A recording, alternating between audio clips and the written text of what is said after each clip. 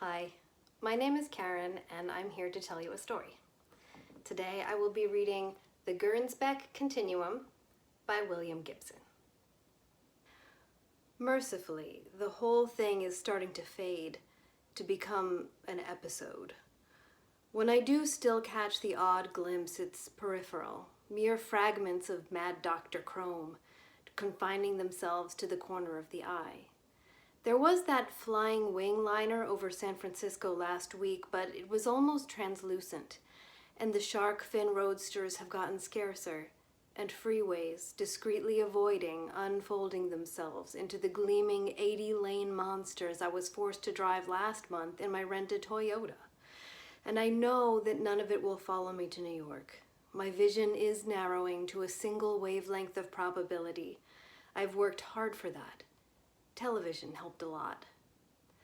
I suppose it started in London, in that bogus Greek taverna in Battersea Park Road, with lunch on Cohen's corporate tab. Dead stream table food, and it took them 30 minutes to find an ice bucket for the Retsina. Cohen works for Barris Watford, who publishes big, trendy trade paperbacks. Illustrated histories of the neon sign, the pinball machine, the wind-up toys of occupied Japan. I'd gone over to shoot a series of shoe ads. California girls with tan legs and frisky day-glow jogging shoes had capered for me down the escalators of St. John's Wood and across the platforms of Tooting Bec. A lean and hungry young agency had decided that the mystery of London transport would sell waffle-tread nylon runners. They decide, I shoot.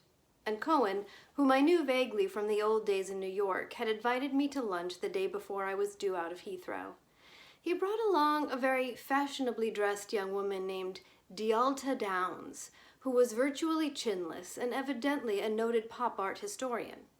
In retrospect, I see her walking in beside Cohen under a floating neon sign that flashes, "This way lies madness," in huge sans serif capitals.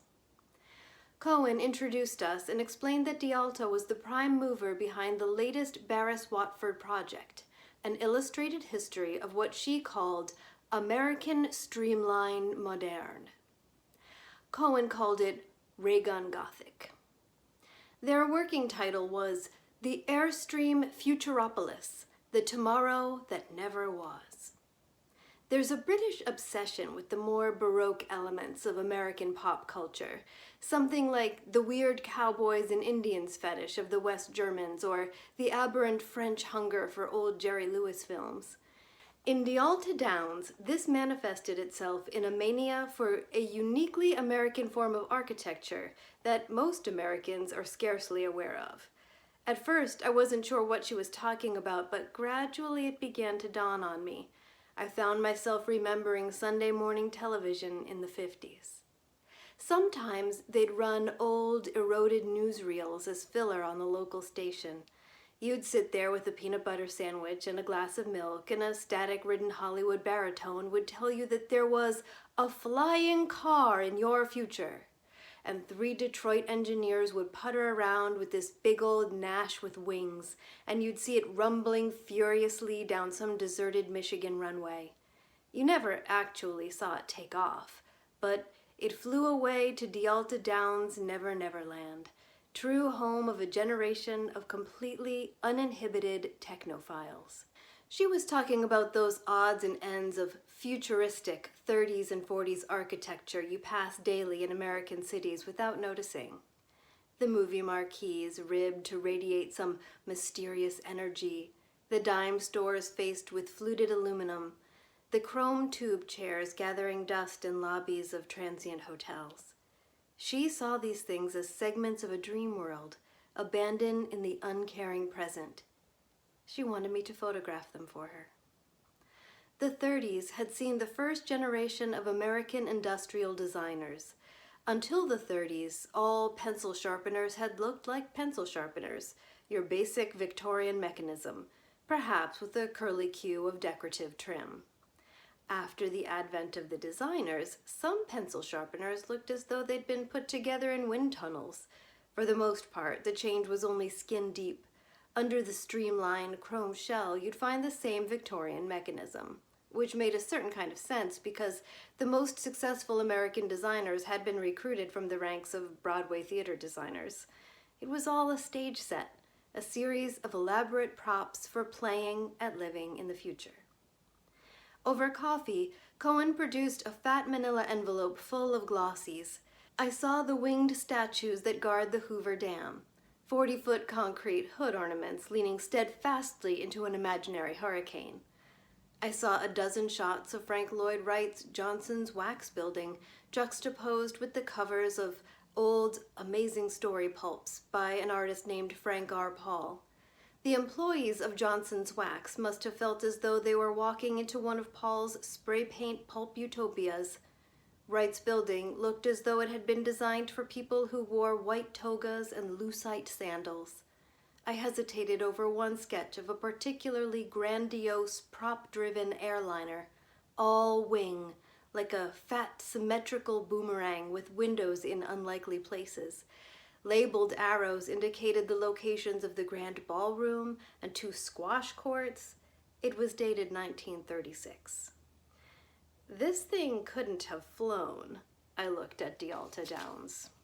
Oh no, quite impossible, even with those 12 giant props, but they loved the look, don't you see? New York to London in less than 2 days, first-class dining rooms, private cabins, sun decks, dancing to jazz in the evening. The designers were populists, you see. They were trying to give the public what it wanted. What the public wanted was the future. I'd been in Burbank for 3 days trying to suffuse a really dull-looking rocker with charisma when I got the package from Cohen. It is possible to photograph what isn't there. It's damned hard to do and consequently a very marketable talent. While I'm not bad at it, I'm not exactly the best either, and this poor guy strained my Nikon's credibility. I got out depressed because I do like to do a good job, but not totally depressed because I did make sure I'd gotten the check for the job, and I decided to restore myself with the sublime artiness of the Barris Watford assignment. Cohen had sent me some books on 30s design, more photos of streamlined buildings, and a list of D'Alta Downs' 50 favorite examples of the style in California. Architectural photography can involve a lot of waiting. The building becomes a kind of sundial while you wait for a shadow to crawl away from a detail you want, or for the mass and balance of the structure to reveal itself in a certain way. While I was waiting, I thought myself in D'Alta Downs, America. When I isolated a few of the factory buildings on the ground glass of the Hallsblad, they came across with a kind of sinister totalitarian dignity, like the stadiums Albert Speer built for Hitler. But the rest of it was relentlessly tacky, ephemeral stuff extruded by the collective American subconscious of the 30s, tending mostly to survive along depressing strips lined with dusty motels, mattress wholesalers, and small used car lots. I went for the gas stations in a big way. During the high point of the Downs age, they put Ming the Merciless in charge of designing California gas stations. Favoring the architecture of his native Mongo, he cruised up and down the coast, erecting ray gun emplacements in white stucco. Lots of them featured superfluous central towers ringed with those strange radiator phalanges that were a signature motif of the style, and made them look as though they might generate potent bursts of raw technological enthusiasm, if you could only find the switch that turned them on. I shot one in San Jose an hour before the bulldozers arrived and drove right through the structural truth of plaster and lathing and cheap concrete. Think of it, D'Alta Downs had said, as a kind of alternate America, a 1980 that never happened, an architecture of broken dreams. And that was my frame of mind as I made the stations of her convoluted socio-architectural cross in my red Toyota, as I gradually tuned in to her image of a shadowy America that wasn't, of Coca-Cola plants like beached submarines and fifth-run movie houses like the temples of some lost sect that had worshipped blue mirrors and geometry. And as I moved among these secret ruins, I found myself wondering what the inhabitants of that lost future would think of the world I lived in. The 30s dreamed white marble and slipstream chrome, immortal crystal and burnished bronze, but the rockets on the covers of the Gernsback pulps had fallen on London in the dead of night, screaming. After the war, everyone had a car, no wings for it, and the promised superhighway to drive it down so that the sky itself darkened, and the fumes ate the marble and pitted the miracle crystal. And one day, on the outskirts of Bolinas, when I was setting up to shoot a particularly lavish example of Ming's martial architecture, I penetrated a fine membrane, a membrane of probability. Ever so gently, I went over the edge and looked up to see a 12-engined thing, like a bloated boomerang, all wing, thrumming its way east with an elephantine grace so low that I could count the rivets in its dull silver skin and hear, maybe, the echo of jazz. I took it to Keene. Merv Keene, a freelance journalist with an extensive line in Texas pterodactyls, redneck UFO contactees, Bush League Loch Ness monsters, and the top 10 conspiracy theories in the lunar reaches of the American mass mind. "It's good," said Keene, polishing his yellow Polaroid shooting glasses on the hem of his Hawaiian shirt. "But it's not mental. Lacks the true quill." "But I saw it, Mervyn." We were seated poolside in the brilliant Arizona sunlight. He was in Tucson waiting for a group of retired Las Vegas civil servants whose leader received messages from them on her microwave oven. I'd driven all night and was feeling it. "Of course you did. Of course you saw it. You've read my stuff. Haven't you grasped my blanket solution to the UFO problem? It's simple. Plain and country simple. People." He settled the glasses carefully on his long hawk nose and fixed me with his best basilisk stare. "See these things.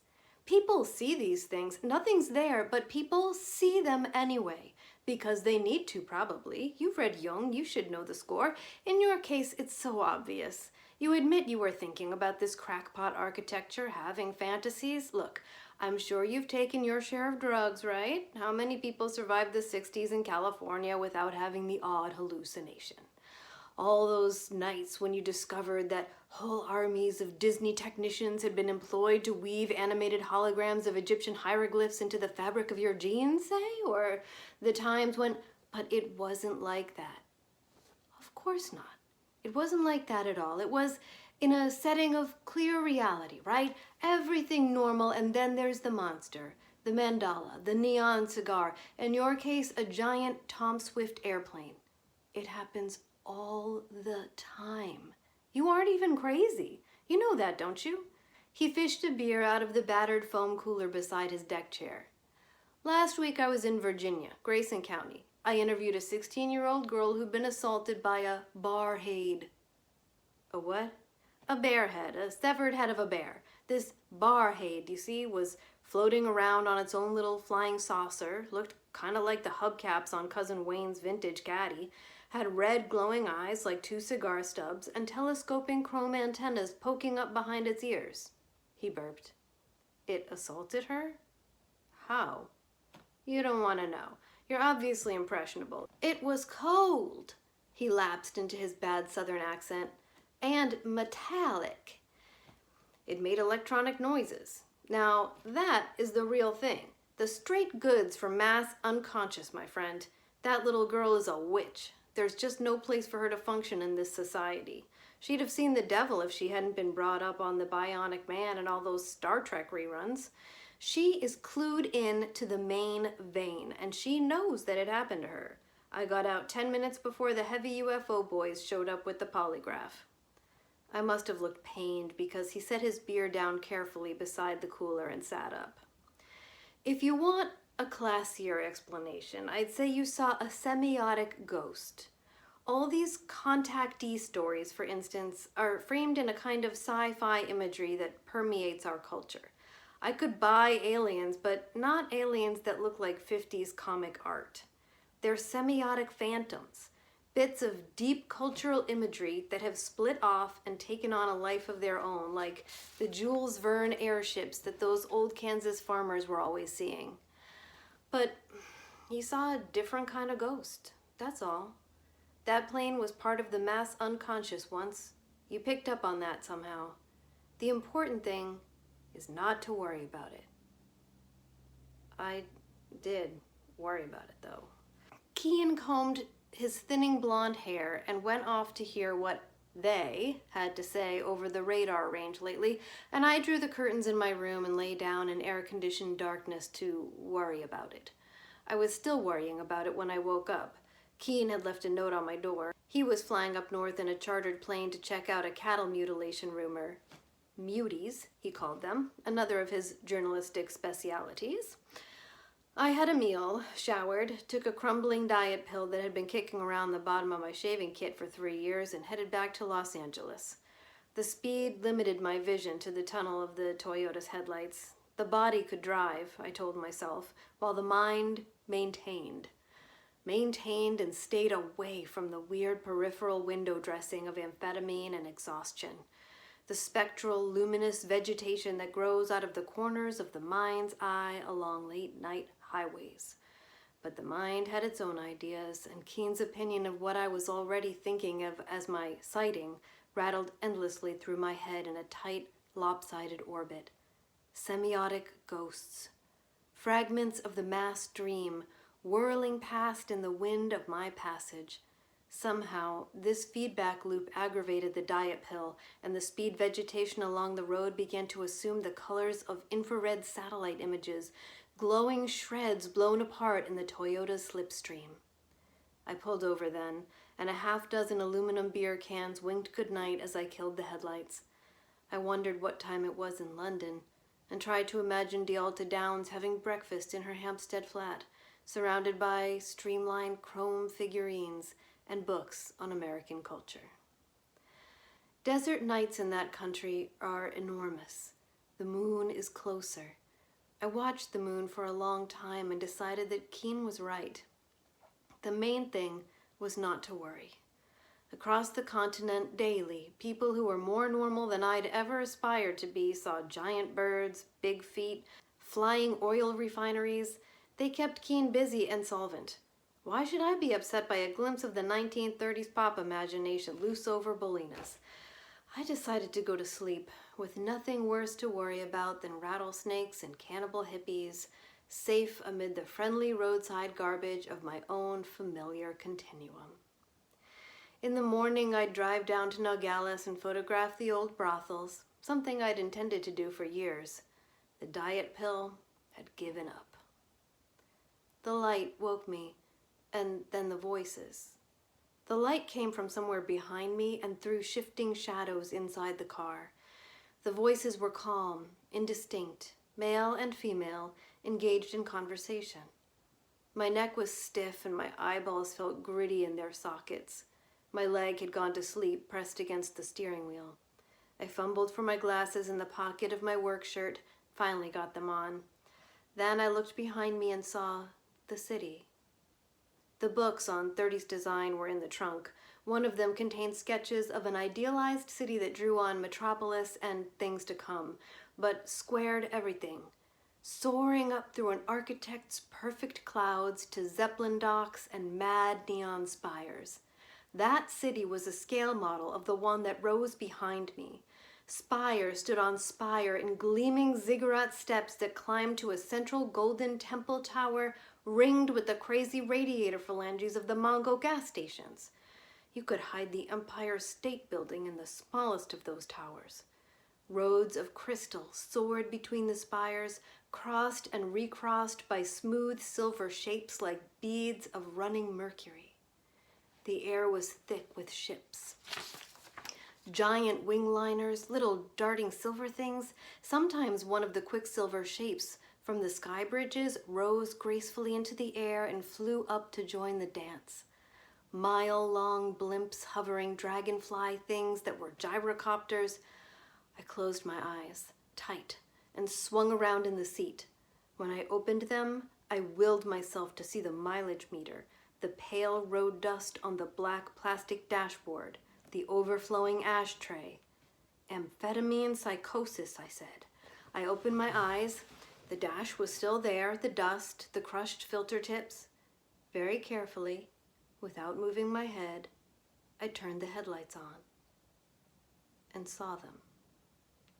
They were blonde. They were standing beside their car, an aluminum avocado with a central shark fin rudder jutting up from its spine and smooth black tires like a child's toy. He had his arm around her waist and was gesturing toward the city. They were both in white, loose clothing, bare legs, spotless white sunshoes. Neither of them seemed aware of the beams of my headlights. He was saying something wise and strong, and she was nodding, and suddenly I was frightened. Frightened in an entirely different way. Sanity had ceased to be an issue. I knew somehow that the city behind me was Tucson, a dream Tucson thrown up out of the collective yearning of an era. That it was real, entirely real, but the couple in front of me lived in it, and they frightened me. They were the children of D'Alta Downs' 80s that wasn't. They were heirs to the dream. They were white, blonde, and they probably had blue eyes. They were American. D'Alta had said that the future had come to America first, but had finally passed it by. But not here, in the heart of the dream. Here we'd gone on and on in a dream logic that knew nothing of pollution, the finite bounds of fossil fuel, or foreign wars it was possible to lose. They were smug, happy, and utterly content with themselves and their world. And in the dream, it was their world. Behind me, the illuminated city, searchlights swept the sky for the sheer joy of it. I imagined them thronging the plazas of white marble, orderly and alert, their bright eyes shining with enthusiasm for their flood-lit avenues and silver cars. It all had the sinister fruitiness of Hitler Youth propaganda. I put the car in gear and drove forward slowly until the bumper was within 3 feet of them. They still hadn't seen me. I rolled the window down and listened to what the man was saying. His words were bright and hollow as the pitch in some Chamber of Commerce brochure, and I knew that he believed in them, absolutely. "John," I heard the woman say, "we've forgotten to take our food pills." She clicked 2 bright wafers from a thing on her belt and passed one to him. I backed onto the highway and headed for Los Angeles, wincing and shaking my head. I phoned Keen from a gas station, a new one, in bad Spanish modern. He was back from his expedition and didn't seem to mind the call. That's a weird one. Did you try to get any pictures? Not that they ever come out, but it adds an interesting frisson to your story, not having the pictures turn out. But what should I do? Watch lots of television, particularly game shows and soaps. Go to porn movies. Ever see Nazi Love Motel? They got it on cable here. Really awful. Just what you need. What was he talking about? Quit yelling and listen to me. I'm telling you, I'm letting you in on a trade secret. Really bad media can exercise your semiotic ghosts. If it keeps the saucer people off my back, it can keep those Art Deco futuroids off yours. Try it. What have you got to lose? Then he begged off, pleading an early morning date with the elect. The who? Those oldsters from Vegas, the ones with the microwaves. I considered putting a collect call through to London, getting Cohen at Barris Watford and telling him his photographer was checked out for a protracted season in the Twilight Zone. In the end, I let a machine mix me a really impossible cup of black coffee and climbed back into the Toyota for the haul to Los Angeles. Los Angeles was a bad idea, and I spent 2 weeks there. It was prime Downs country, too much of the dream there, and too many fragments of the dream waiting to snare me. I nearly wrecked the car on a stretch of overpass near Disneyland when the road fanned out like an origami trick and left me swerving through a dozen mini lanes of whizzing chrome teardrops with shark fins. Even worse, Hollywood was full of people who looked too much like the couple I'd seen in Arizona. I hired an Italian director who was making ends meet doing darkroom work and installing patio decks around swimming pools until his ship came in. He made prints of all the negatives I'd accumulated on the Downs job. I didn't want to look at the stuff myself. It didn't seem to bother Leonardo, though, and when he was finished, I checked the prints, rifling through them like a deck of cards, sealed them up, and sent them air freight to London. Then I took a taxi to a theater that was showing Nazi Love Motel and kept my eyes shut all the way. Cohen's congratulatory wire was forwarded to me in San Francisco a week later. D'Alta had loved the pictures. He admired the way I'd really gotten into it and looked forward to working with me again. That afternoon, I'd spotted a flying wing over Castro Street, but there was something tenuous about it, as though it were only half there. I rushed into the nearest newsstand and gathered up as much as I could find on the petroleum crisis and the nuclear energy hazard. I just decided to buy a plane ticket for New York. Hell of a world we live in, huh? The proprietor was a thin black man with bad teeth and an obvious wig.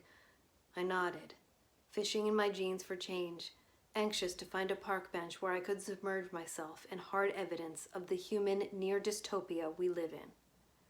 But it could be worse, huh? That's right, I said. Or even worse. It could be perfect. He watched me as I headed down the street with my little bundle of condensed catastrophe.